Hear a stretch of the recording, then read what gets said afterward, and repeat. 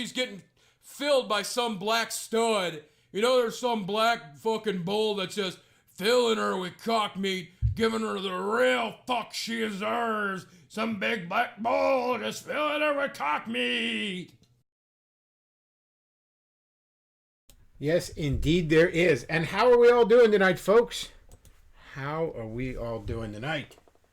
I'm doing pretty good. We got a little bit of co-host here, the good Dr. Pepper and the good Captain Morgan.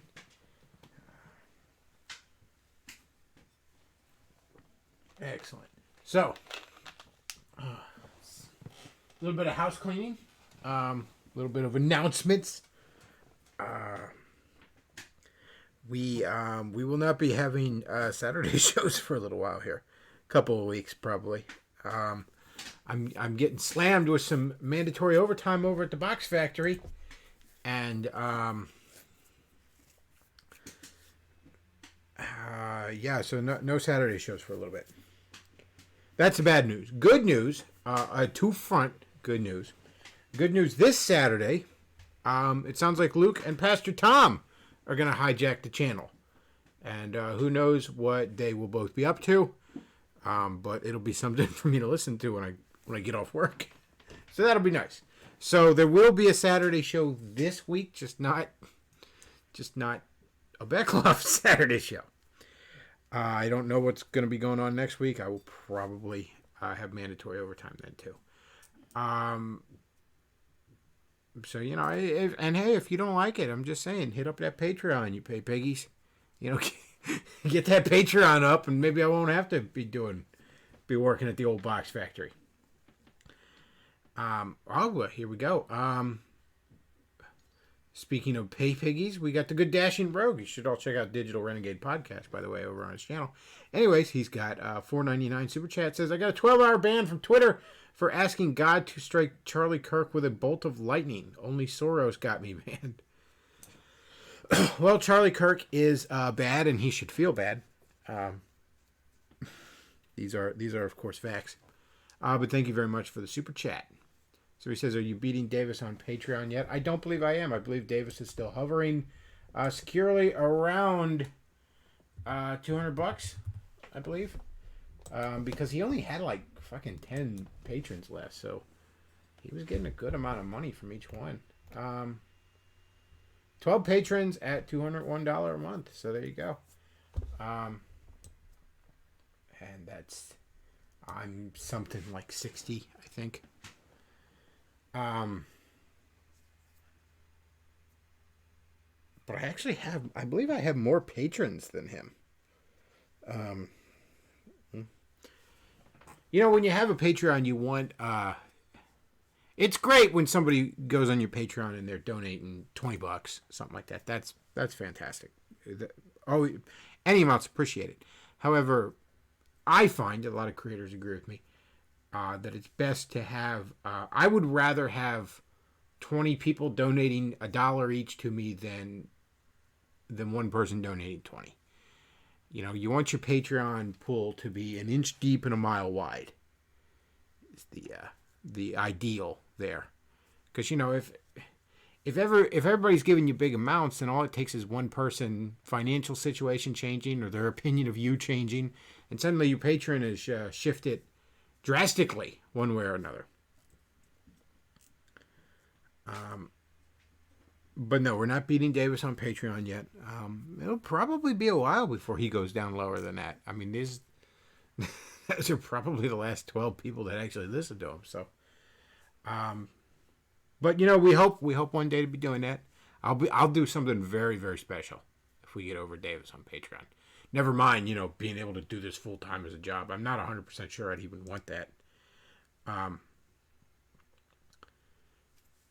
That said, though, just beating Davis would be fucking hilarious.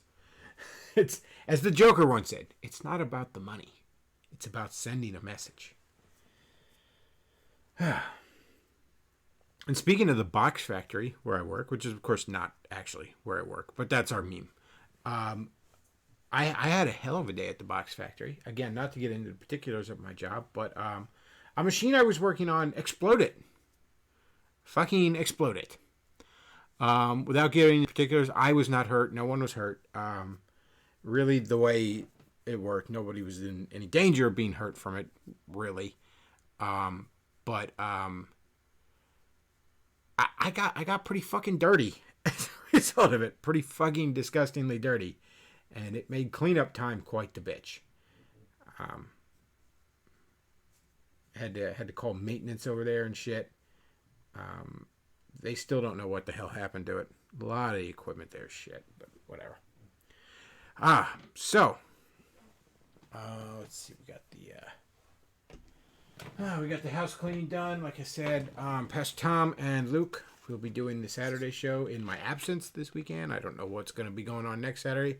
Although I will be doing the mandatory overtime, I will be trying to do more weekday shit.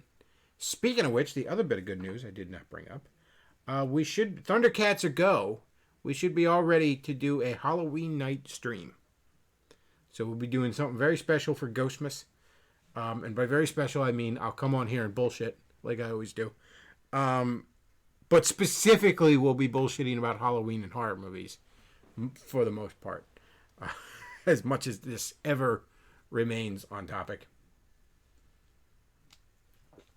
Also, going forward, a friend of the show was very kind enough to donate an external hard drive to me that contains a backup channel, a backup of all of my videos.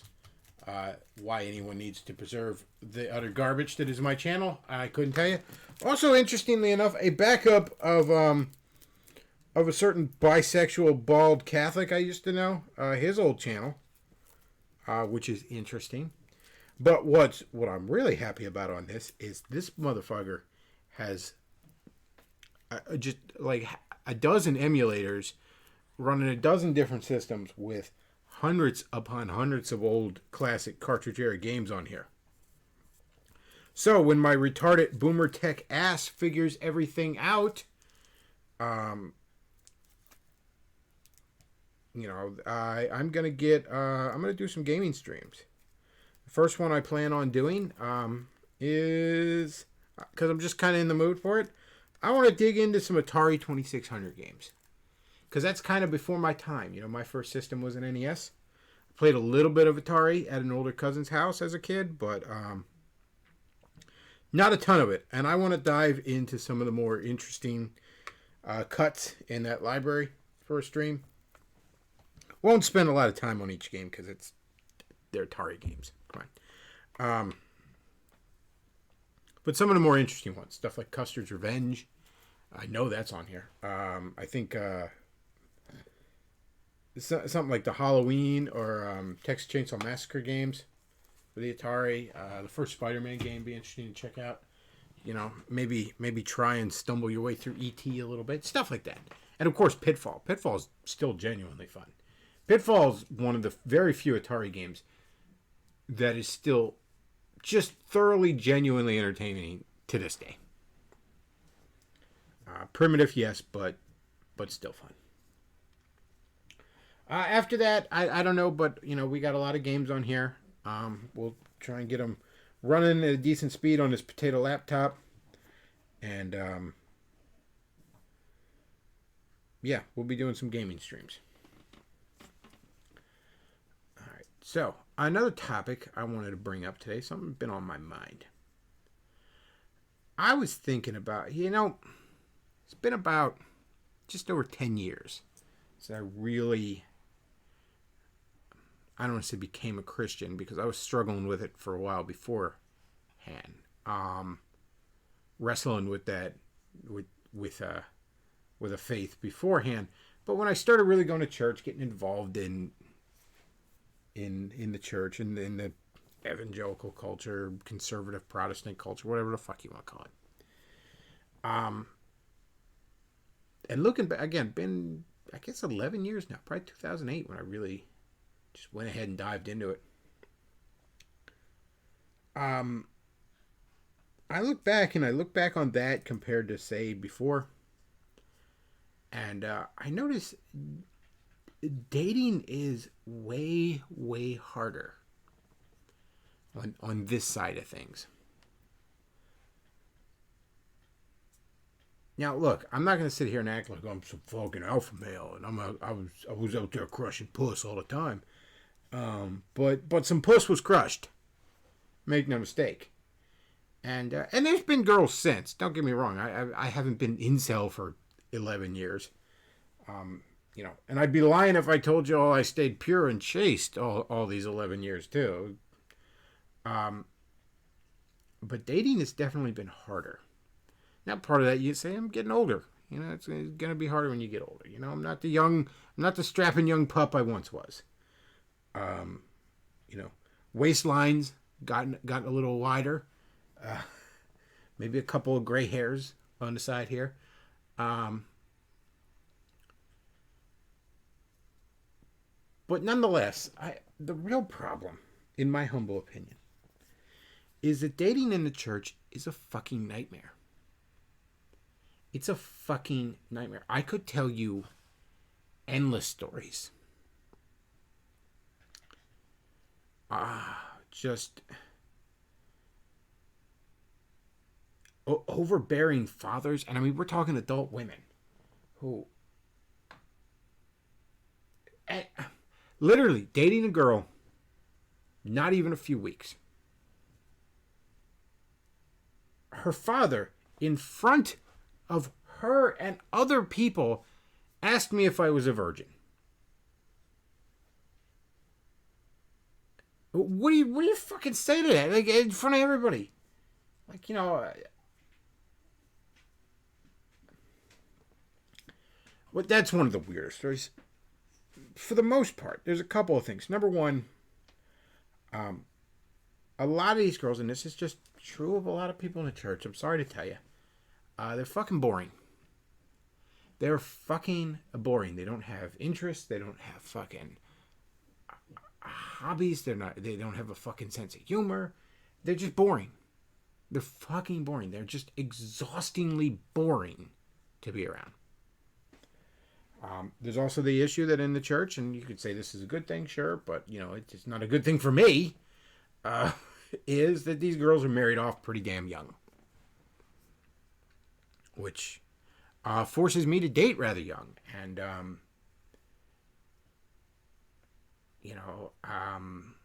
problem with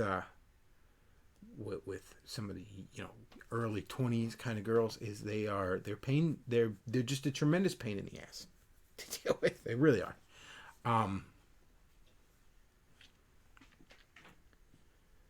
But the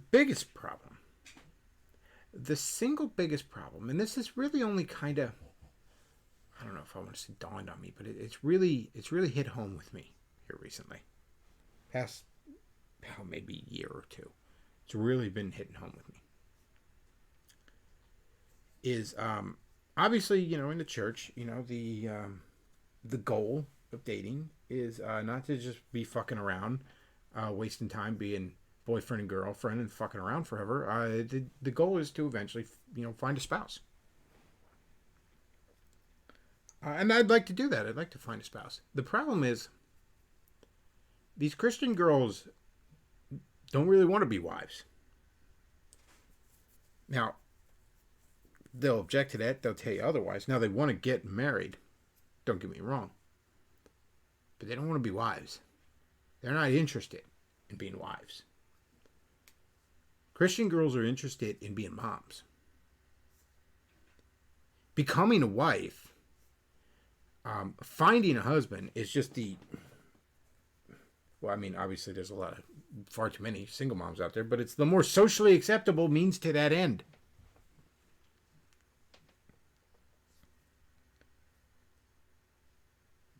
You are seen as a means to that end.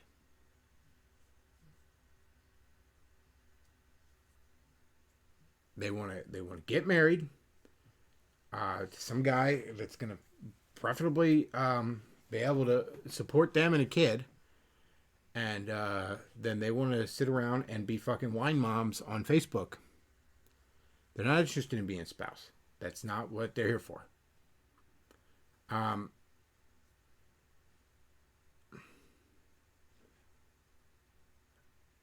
Somebody in the chat says, I can't imagine a Christian girl being with Bechtloff unless he stops being the Bechtloff. They are too straight edged. Yeah, that's a big problem. That's a big problem. Never mind the show, because whatever. But this, I'm not really playing a character here, folks. Yeah, the dial cranked up to 11 a little bit. But this is who I am. All right.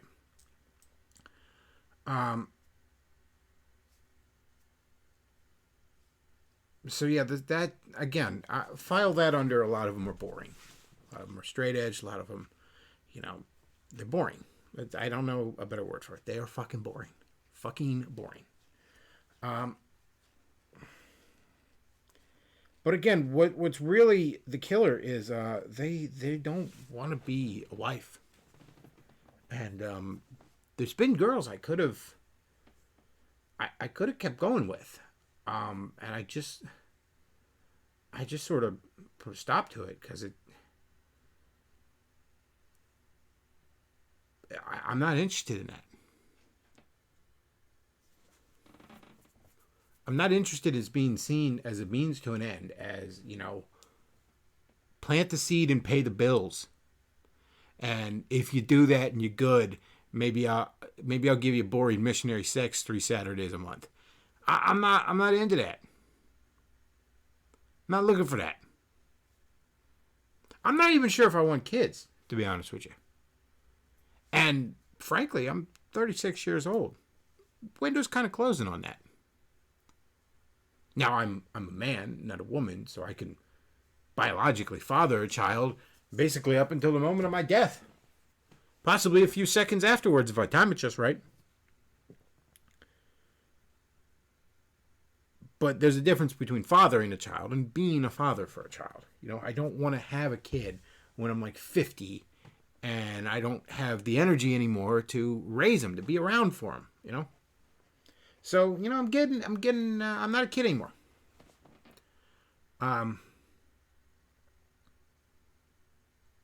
36 right now, If I met the absolute love of my life tomorrow, what are you looking at? A few months dating easily before you get married? Let's say 6. And then if I'm married, I'd want at least a year with my spouse of building the relationship, having fun together, maybe traveling a little bit, fucking her on every surface in the house that'll support our goddamn weight, before we even discuss having kids. That's the other thing you see with the Christian couples. They get married, and it's like a month later, that chick's pregnant. Like, you don't want to maybe have a little honeymoon period? Really? Well, she sure as shit doesn't. Because again, that's not what she's here for.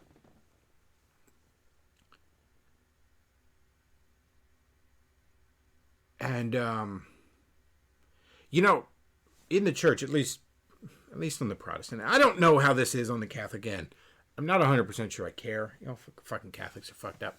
But I would imagine it's just as bad, at least on the more conservative Catholic end. Because the way you Catholic spurgs, it's funny. I have a friend who actually has Asperger's, and she kind of chastised me a little bit about saying spurgs so much. And I did kind of feel a little bad. Because I genuinely don't mean her when I say spurgs. Somebody who actually has a condition and is working on being a better person despite of it, that's not what I'm talking about. I'm talking about you spurgs out there.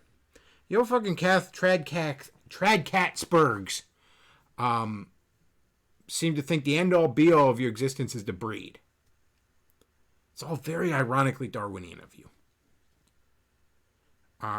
So I'm going to assume it's just as bad over on the trad cat side.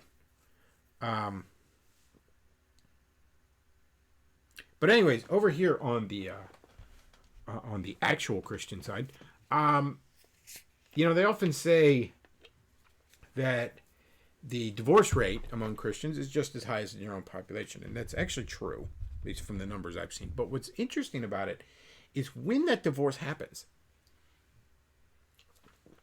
the average age of people going through divorce in the church seems to be about 20 years later than the average age outside the church. Again, I can't remember where I saw these numbers. Maybe I'm getting them kind of wrong, but that was the gist of it. Now, what does that tell you? When are the divorces happening? In the empty nest period. Because guess what? That chick looks at you now and, well, you don't fucking serve a purpose anymore, do you? You served your purpose. Why are you still here?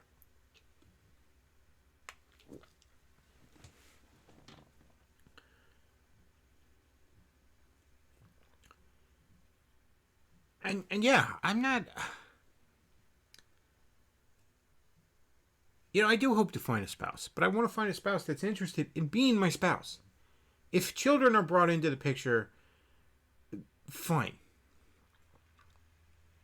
If they're not, fine.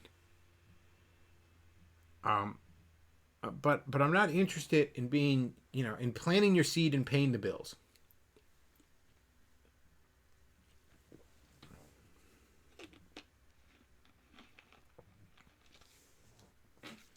And you wonder why the pornography epidemic, whatever.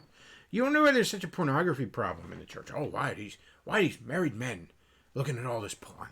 And you hear them, you hear the fucking Mark Drisdolls of the world and all wag their fingers. You're looking at all this porn, you married men. Blah, blah, blah, blah.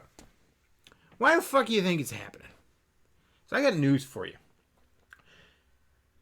Men don't choose porn so much as men resort to porn. Or to put it another way, I'd rather have a 7 in my bed than a 10 on the screen.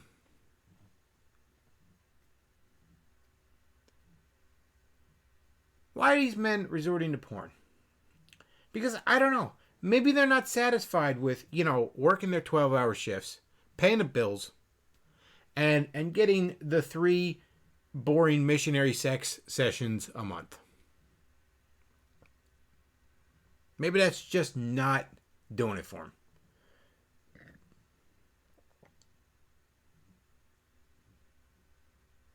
Because again, these women aren't interested in being spouses. These women are interested in being mommies. They want to be mommies. That's what they want. And I don't know. Maybe these Christian boys are satisfied with it. Maybe they just want to be dad. I don't know. Again, the end all be all of my existence is not to breed.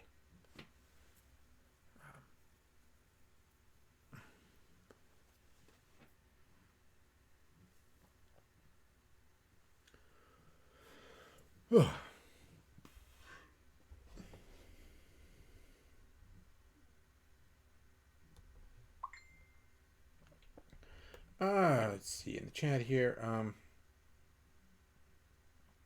There's strong women who don't need no man except for bucks and fucks. Indeed.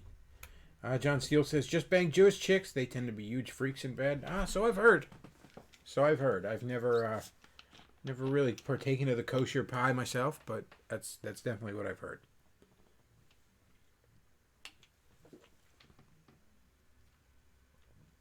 Come to think of it, I've only dated and banged you white women, as we like to say.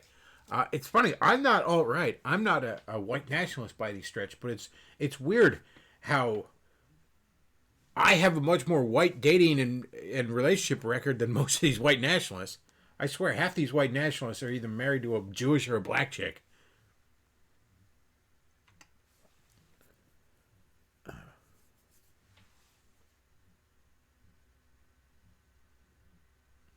But yeah, that's definitely something I've noticed. Dating in the church, as it were. It sucks. It fucking sucks. These girls are generally awful. They see you as a means to an end. They're boring. They're insanely fucking boring. Like I can't stress that enough. They're insanely fucking boring. I mean, there's been a few exceptions of girls I've seen here and there in the church, but God, are they boring? It's like you trying to be a good Christian boy, and you're sitting there, you're trying to talk them up. You don't just want to grab by the fucking hair, grab by the pussy, as it were. You're not trying to be that way, and it's just nothing to fucking talk about. Just nothing to fucking talk about.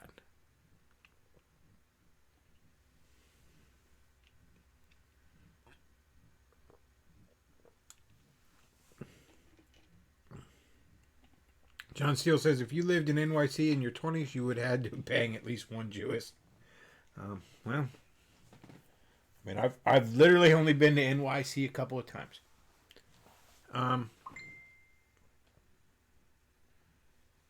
Who is messaging the hell out of me?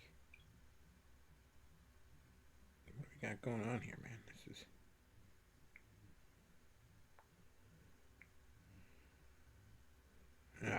getting a bunch of messages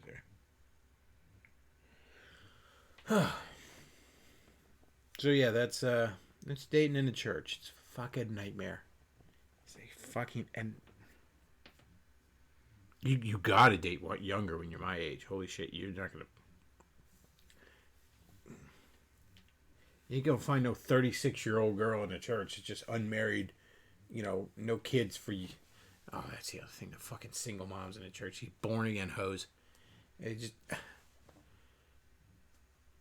not even sad about it. Not even remorseful about it. And they want you to they want you to be stepdaddy. Well, I don't even know if I want to be actual daddy, let alone stepdaddy. All right. I'm sorry. That's a hurdle. You got to be pretty damn special for that. You gotta be just drop dead gorgeous.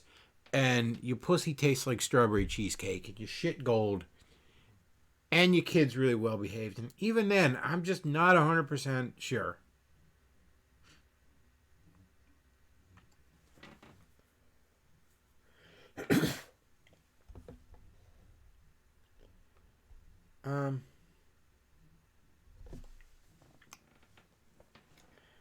Bechtloff, do you feel today's young men are becoming even more indifferent to relationships and society in general? I mean, that's what I hear. I don't know what you Zoomers are off doing these days. Playing your Fortnites or whatever. I don't fucking know. But that does seem to be it. And I sit here and complain. I haven't done that bad with dating in the church. It's just... It's just when I contrast it to before I was in the church, it's quite the difference.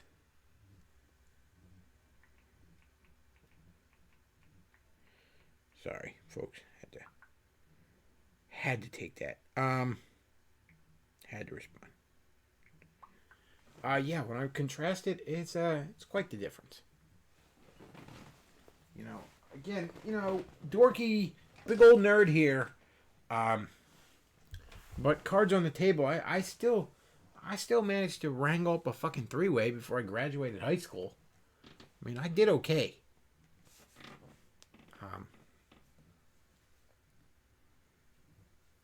And I contrast that to just the fucking... I don't know. Maybe part of it is just that it's gotten bad out there. Nobody knows how to relate to each other. But it really does feel like when I hopped into the church is when it got bad for me.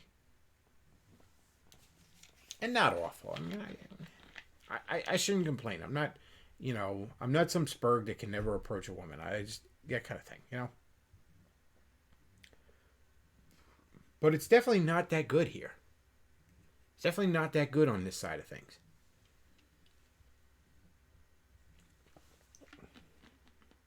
It actually kind of sucks. It kind of sucks over here. Christian girls are awful. They just simply are. They're terrible. They are terrible.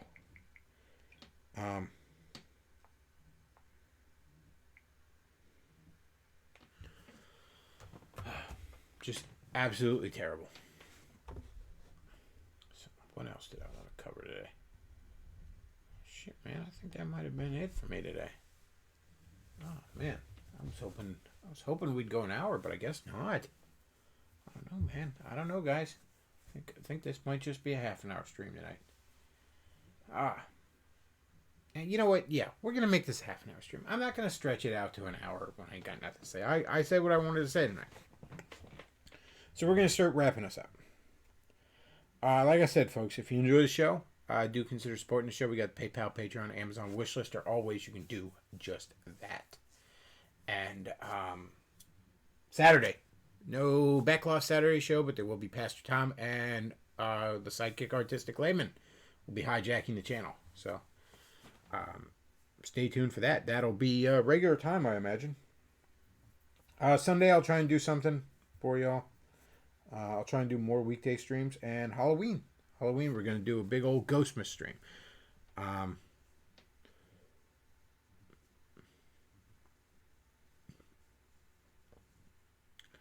Somebody in the chat says, speaking of a younger man, I gave up hope on finding a godly woman. I mean, look, it's not awful. I'm not trying to doom and gloom it. It's just, it's bad. It's worse than it should be. And again, the worst part of this, and you can say, well, I want to have kids, so it's okay. That's fine. If you want to have kids, that's fine. I'm happy for you. Fucking do it. But when you're choosing a spouse, ladies in the audience, this is especially true of you, but guys too, when you're choosing a spouse, you're not just choosing somebody to swap your fucking genetics with. You're choosing somebody that ideally this is somebody that's supposed to be the closest human relationship you have. This is supposed to be, somebody you grow old with.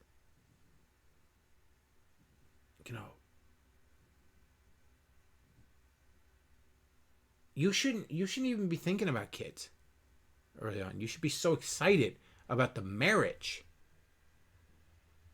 And part of this is the culture in the church. You hear, like, if I got married tomorrow, and I kept hearing all these motherfuckers coming up to us and being like, when are you going to start a family? I'd be like, look, motherfucker, I just did start a family. My wife is my family. Now, you may be asking, when are we going to expand that family? And that I don't know.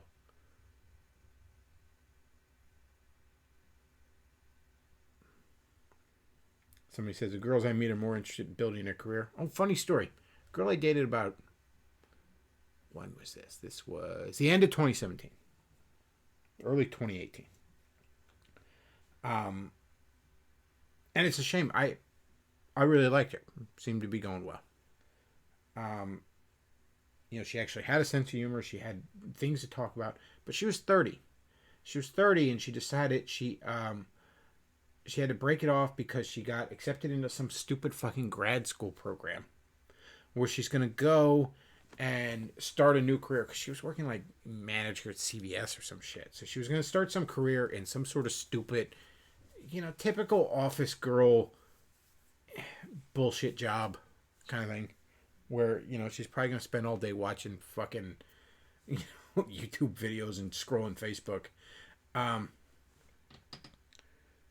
But she's going to start a career at the age of 30. Okay, fine. But here's the kicker.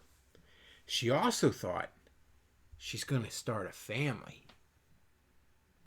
So she thought at the age of 30 that she's going to go to grad school, start her fucking career, get that off the ground, then find a man,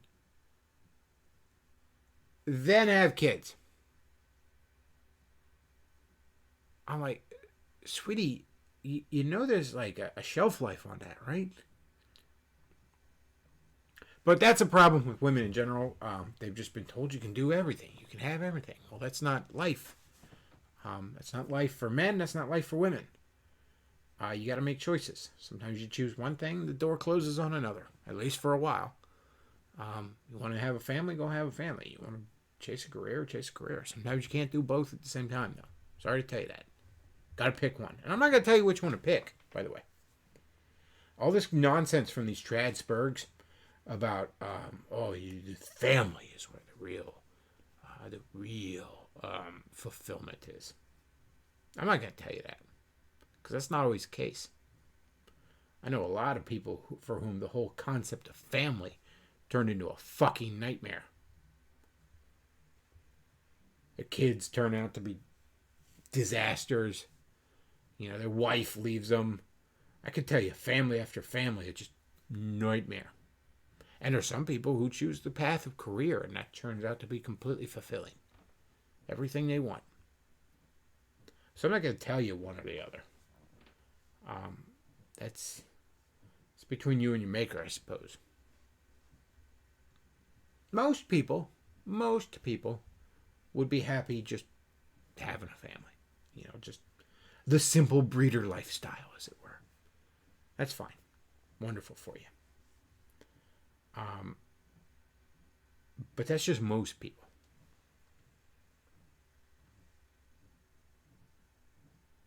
Anyways, like I said, I want to wrap this up. I think I got all I wanted to say off my chest. Tune in Saturday for the Hijacked channel. Sunday I'll probably do a stream, and Thursday night, Halloween, we'll definitely be doing something. Probably around 7 or 8. Stay tuned for details on that. And that's all I got for tonight, folks. I want to thank you all for listening.